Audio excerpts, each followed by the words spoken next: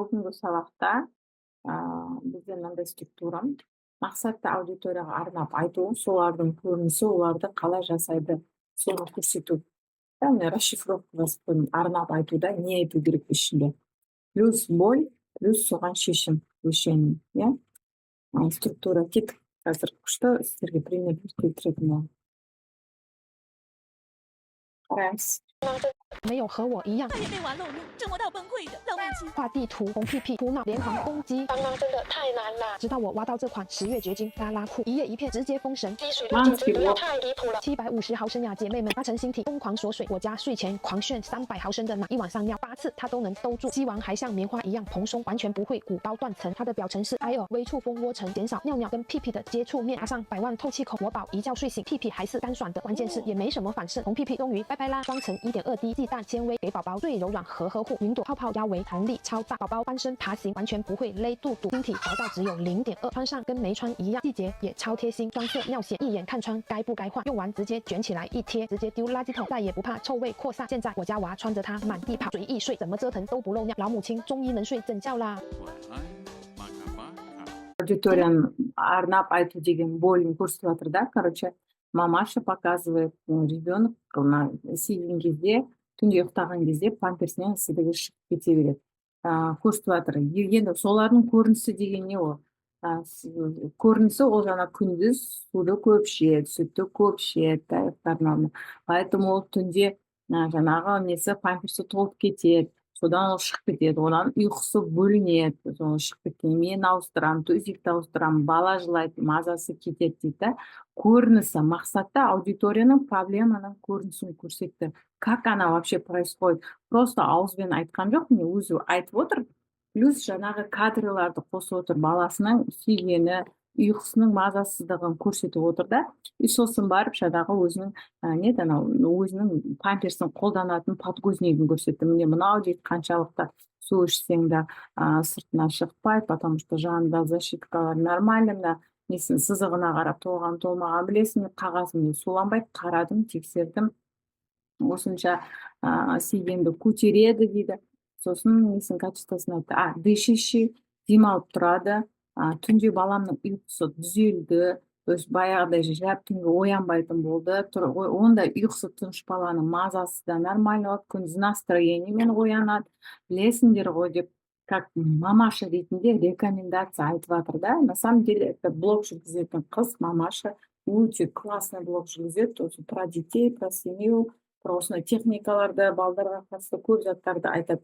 Но ең соңында ссылкаға жіберіп жатыр. Сразу болдің шешімі бұл осы подгузник. Классный, менің бүткіл экспериментпен өтті. Шешім ретінде подгузникті берді да. Ең соңында ссылка жазасын ба, описанияға жазасын ба, өзіңіз білесіз. Еш аяққа жазбаяқта просто подгузниктің түрін да көрсетіп тұр. Сұраған адамдарға личкаға жазады.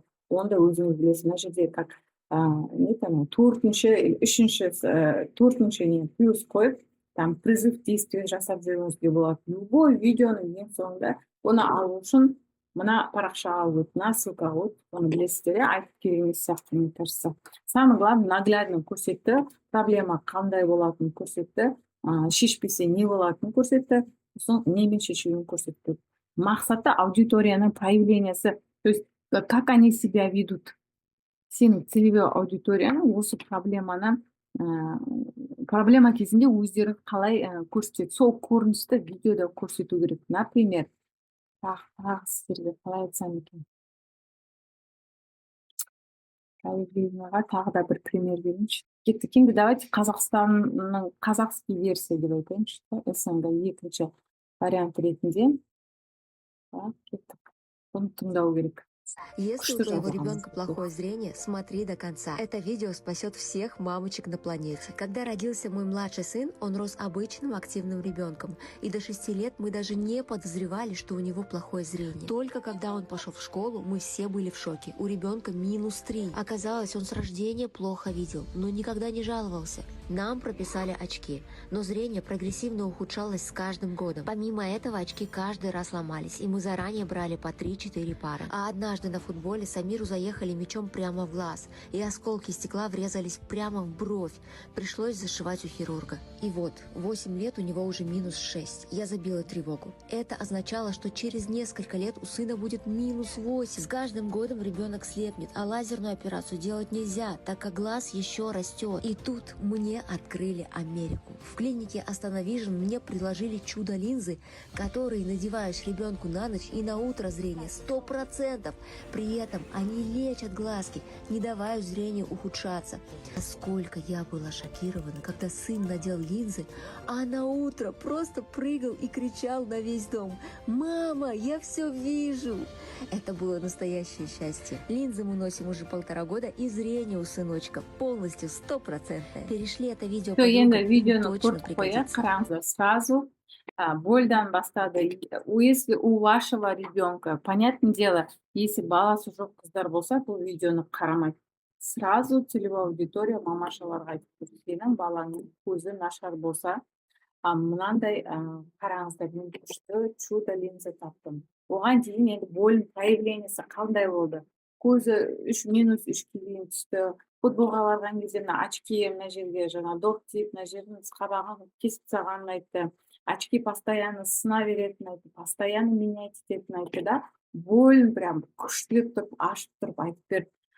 Даже оған жаңағы не лазерный операция жасауға болмайды, өсіп келе жатқан көз болады. Оны да айтты да. И ең соңында решение ретінде жаңағы центрға бардық. Центрда бізге линза берді дейді, который түнде киесің. Түнде кидік, и таңертең көзі 100% көріп кетті дейді. Да? То есть решение ретінде беріп тұр. И ең соңында: мама, если у вас такие проблемы есть, я вам рекомендую этот центр деп уже призыв к действию айтып жатыр. Керек болса мне аккаунты деген сияқты.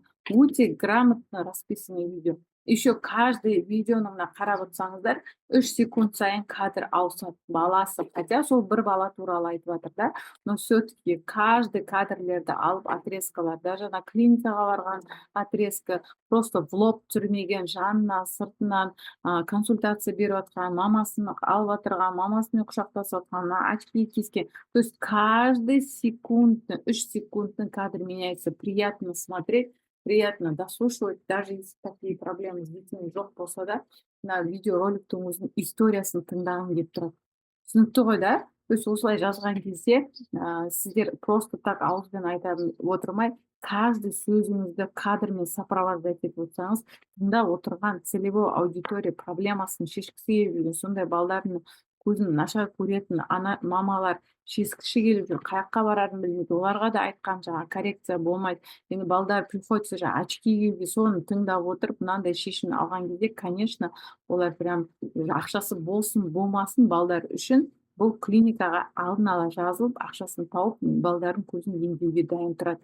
Понимаете, когда они ищут свое решение, сіз беріп тұрсаңыз, осылай видеомен, наглядно, примермен, это вообще сразу запрос полный болады. Бұл видеоны 3 миллион халық қараған, соның 10% аккаунтқа ашып, оның консультациясын, жаңа услугасын, лазерді алатын болса, олар деген жоқ дегенде осы бір видеомен жақсы оборот жасайды. То есть ақша табады, клиентский база келеді. Мен қарадым прайсын, жаңағы бір линзасы 800 мың, 600 мыңнан басталады. И то не каждому қояды. Қою үшін де просто алдын ала анализ іздейді, консультацияны өтеді, жаңа аппараттан өтеді. Ол тағы отдельный ақша. То есть бір клиенттен жоқ дегенде 600-800 мың тапты дейікші. 3 миллион просмотр жинаған видео, неужели мысалға 10 клиент келсе, 8, просто минимум 10-ақ клиент келді деп ойлайықшы, 3 миллионы. 10 клиенттен 8 миллион теңге ақша істейді, да, понимаете? 800 мың есептеймін. Ол ар жағында қандай продажа болғанын біз білмейміз. Просто осындай мини короткий видео арқылы осылай услуга, өнім, курс, товар сатуға болады. Так что осыны қолданып жасап көріңіздер. Келесі структурада кездескенше.